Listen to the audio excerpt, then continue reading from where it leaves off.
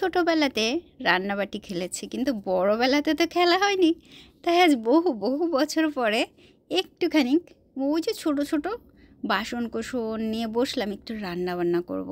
একটু ফুলও সাজিয়ে নিলাম। কোরিয়াতে সত্যিকারের ফুলগুলোর দাম অনেক বেশি হয়, প্লাস্টিকের ফুলের একটু দাম কম হয়। মোমবাতি তো কিনলাম, ঘুরে ফিরে এইগুলো কিনলাম, তারপরে একটু জ্বালিয়ে নিলাম মোমবাতি। অর্ধসেদ্ধ ভাত আরও পানি দিয়ে বসিয়ে দিলাম, হোক। অনেক সুন্দর জাল হচ্ছে। কড়াই দিয়ে দিলাম, তেল দিলাম, লবণ দিলাম, হলুদ দিলাম, পাতলা করে কেটে রাখা বেগুন দিয়ে দিলাম। ফুটছে ফুটছে, কিন্তু আসলে কি আমি চাচ্ছিলাম জাল আরও বেশি করে হোক, তার জন্য চুলাগুলো চেঞ্জ করে দিলাম। একটা শুকনো মরিচও দিলাম। বেগুন ভাজাটা সুন্দর হয়েছে, ঘর গন্ধেই মৌ করছিল, বেগুনের গন্ধ, মানে বেগুন ভাজার গন্ধ। এই ভাতটাও কিন্তু অনেক সুন্দর হয়ে গেছে।